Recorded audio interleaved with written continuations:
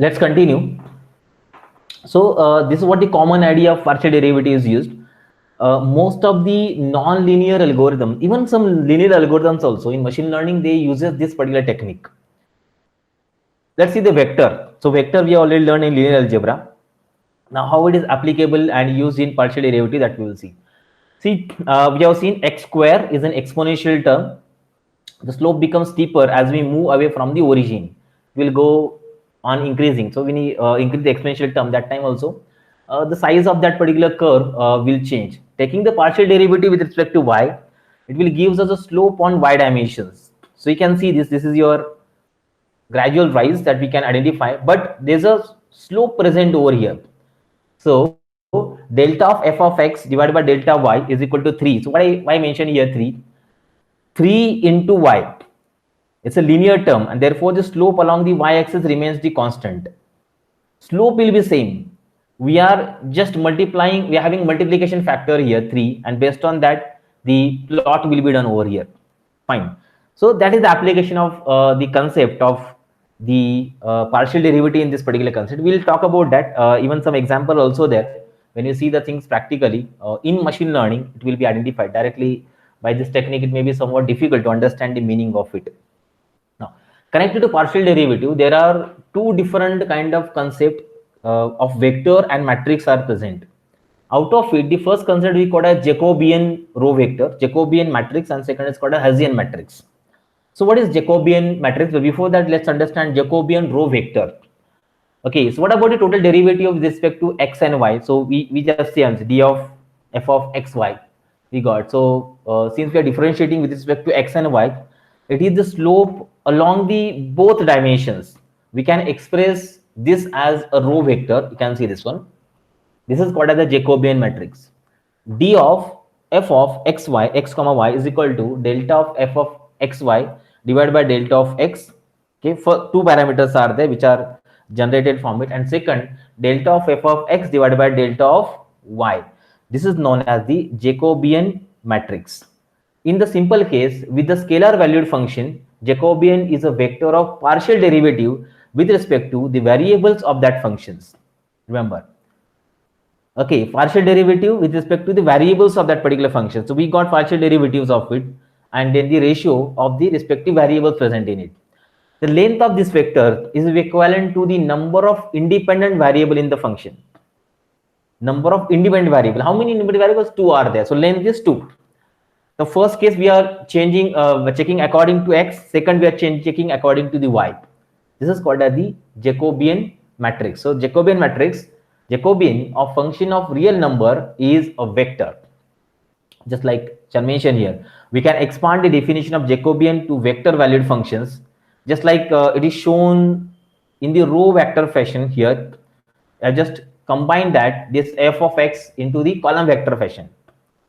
When f1 of x, f2 of x, f3 of x, 4, 5 till fm of x.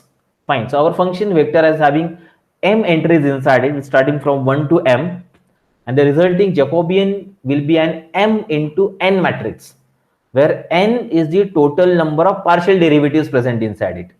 Okay, the first factor we already seen, second factor also, it's a partial derivative there. And now when you combine together, each row m in the matrix contain the partial derivative corresponding to the equivalent row m in the function vector, and combine that we get a matrix. So from row vector to column vector, we convert into the matrix format. This is called a Jacobian matrix. You can see d of f of x divided by d of x is equal to, so putting all these values together here, the delta f1 of x divided by delta of x1, the partial derivatives are kept for every individual element into it.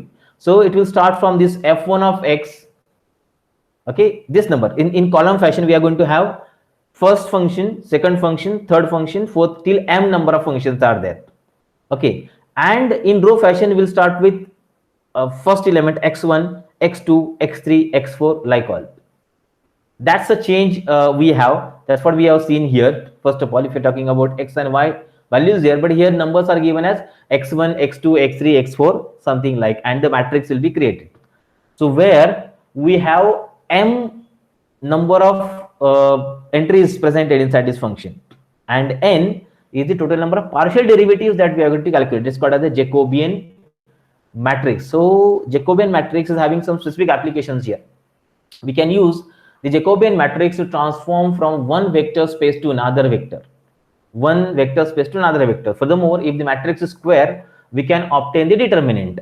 That's possible. So value of Jacobian determinant gives us the factor by which the area or volume described by our function changes when we perform the transformation. So in case of transformation, even practically I have not used Jacobian matrix anywhere. Common concepts only we generally identified. Even Hessian matrices practically in machine learning technique very rarely they are used.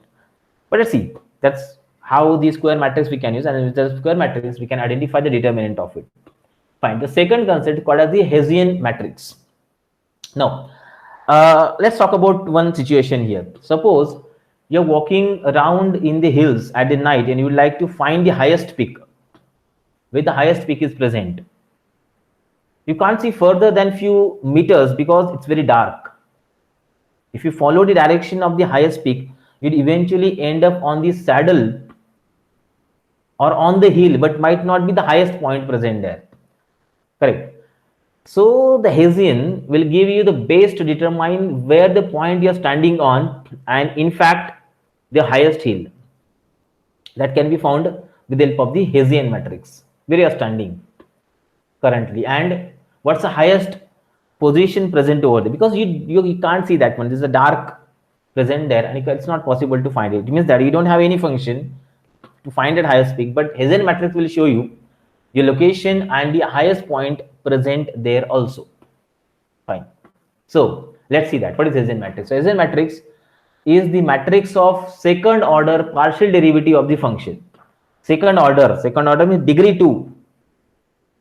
Second order partial derivative of a function. So d of f of x comma y is equal to c delta square of f of xy divided by delta of x square. The first element we can see here. Okay. And the next one, delta square of f of x divided by delta of xy. Now, if you check this number, if they are equivalent or not, this term which I mentioned over here and this term, okay, can you see this one, x into y and y into x? Okay, value will be same over there. And for this term, delta square of f of x of y divided by delta of x square, and here we have delta square of f of x divided by delta of y square. Fine. So this is the easiest way to find a Hessian. To first calculate the Jacobian, take the derivative of each entry of Jacobian with respect to each variable. Maybe somewhat complicated and long processes there, but try to remember how it's calculated basically. This implies that if you take the function of n variables, the Jacobian will be the row vector of n entries and the Hessian will be n by n matrix. So remember, so in that, in case of Jacobian, it's not compulsory to have same number of rows and columns because derivative and entries will be different.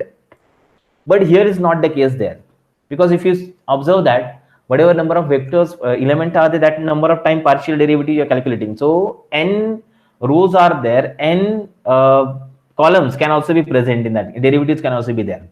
So Hessian is an n by n matrix, it's a square matrix basically, which is small example for two variables x and y is shown over here. So if you have a vector valued function with n variables and m vector entries, okay, the Jacobian will be m into n, while the Hessian will be m into n into n. Now see, m into n as it is taken from the Jacobian, and the number of entries n is also multiplied again.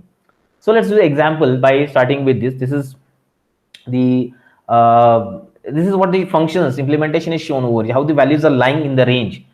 Let's have the example to clarify, starting with the following functions. You can see f of x comma y is equal to 3x square plus y square. So both are having the exponential as 2 raised to 2 for x also and for y also. You can see the diagram is showing that changes of it, rate of change of x and y.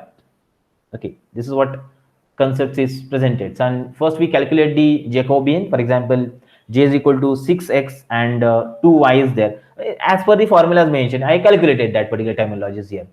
And now we calculate the terms of Hessian. So you're putting that together, delta of 6x divided by delta of x is equal to 6. So here we got the first number. See, it's an extension. We multiply it.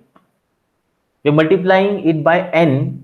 So a row vector of Jacobian matrix will be converted into a Hessian matrix after that. So see this one, delta of 6x divided by delta of x, we get the 6 here, okay, which are multiplying, and delta 2y divided by delta of x is equal to 0, and delta of 6x divided by delta of y is equal to 0, okay, and then delta of 2y divided by delta of y is equal to 2. Now if we combine together, we'll get a square matrix where n number of rows and n number of columns, n rows and similar number of columns are present. This is the Hessian matrix from the same.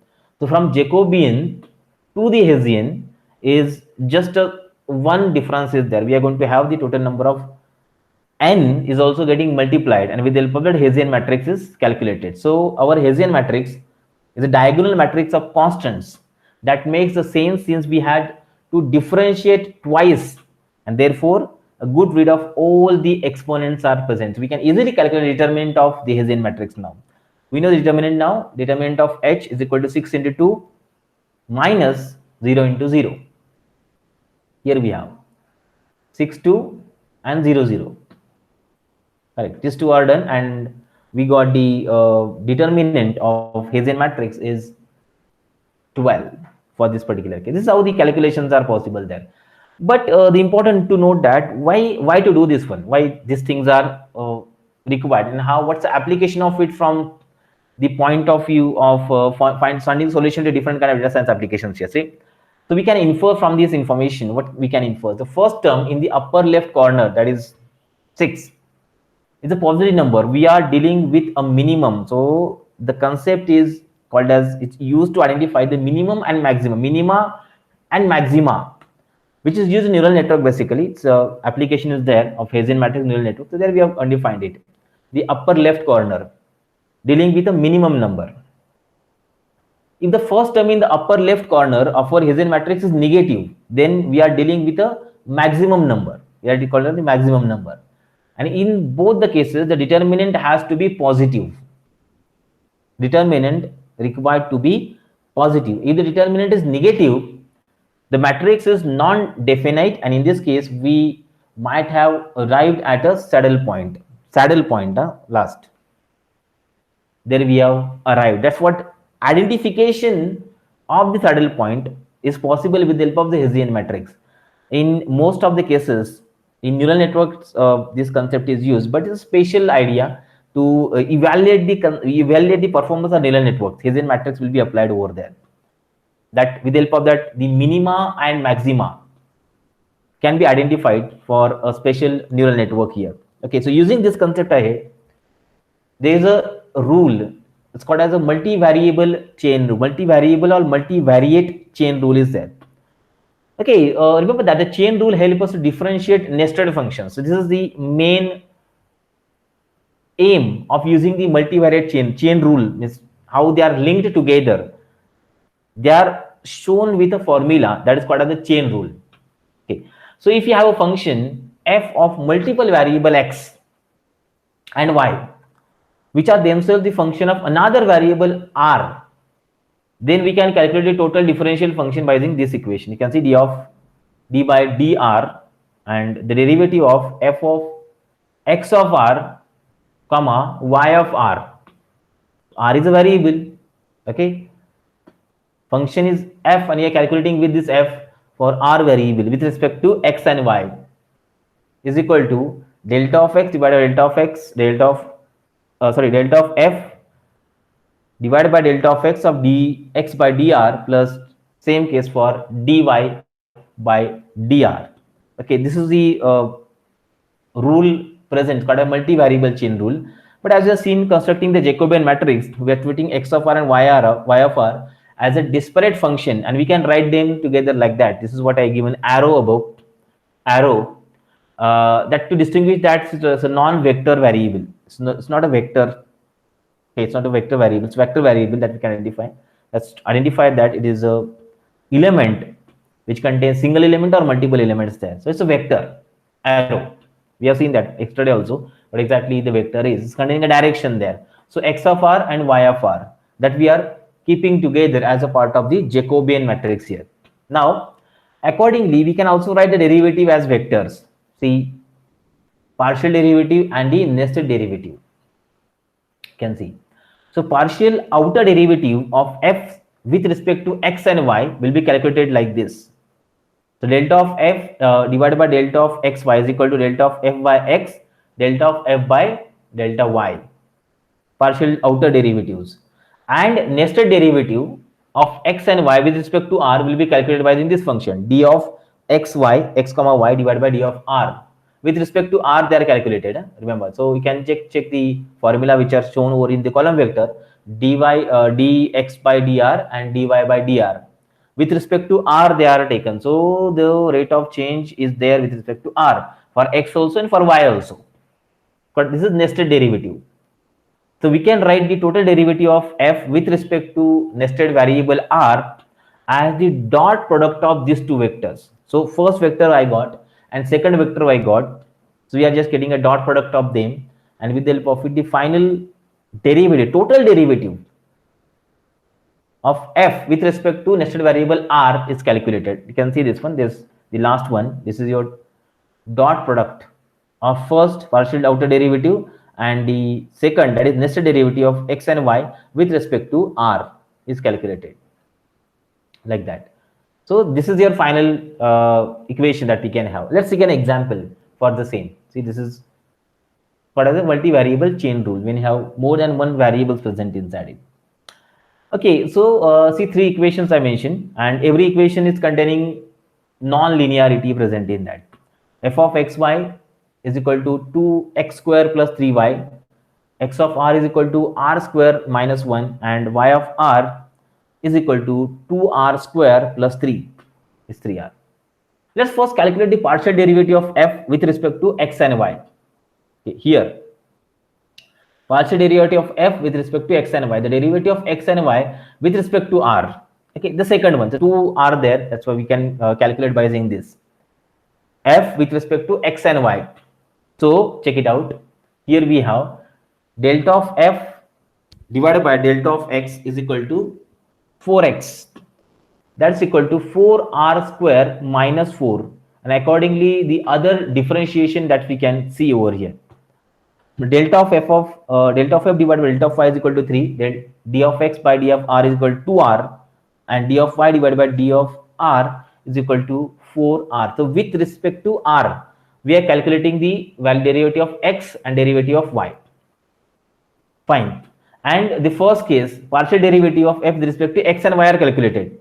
So in first case, we got 4r square minus 4, first case. Second case for y, we got the value 3 over here. For first case of x here, we got the value 2r, and for second case of y over here, we got the value of 4r presented here. And now let's write them in the vector format as a dot product to multiply out. Now you can see this is what we got. These all four values are calculated here. These all are, which are mentioned here. First, delta of f divided by delta of f by delta x, delta f divided by delta y into dx by dr and dy by dr. So all the values which I calculated, I just combined and then I've taken the dot product of these two vectors by as per the multivariable chain rule. They are multiplied and we got 8r cube plus 4r. The final equations. That's what we have seen. Finalized actually, directly taking the dot product of these two vectors, we are getting the final result. Alternatively, we can eliminate x and y from the start by substituting the appropriate terms of r, which is presently here given before here. So we got these values: 2 into r square minus 1 square. Here, f of x comma y. Correct. What we got here? 2x square. So we got the value of x respect to r. I'm putting it here, r square minus 1 and its square like this, plus 3 into y. So 3 into 2r square plus 3, which is added here, and then according to the f of xy will be calculated. So they're putting together, we put all them together and check it out. 2r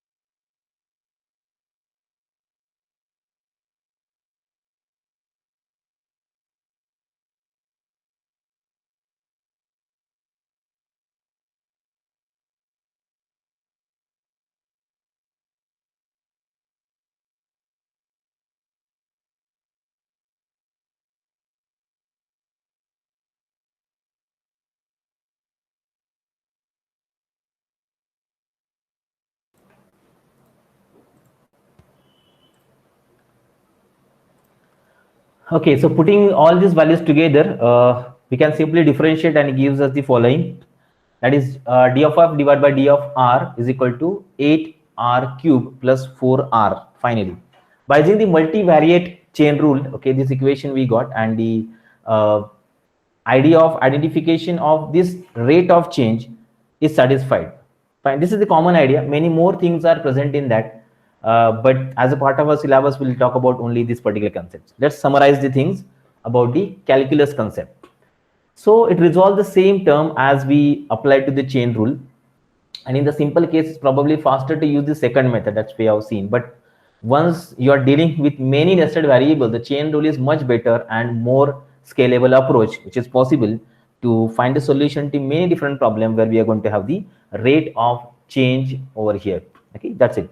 So this is the end of unit number 3. We talked about the concept of linear algebra and the calculus, different concepts of it. We can solve that by using the example also. For in case of differential calculus, there is a separate package in Python called as SymPy, symbolic Python. With the help of it, it's possible to solve it, but we need to have more practice of the theoretical concept to understand the calculus in terms of partial derivative, in terms of integrations also it can be solved.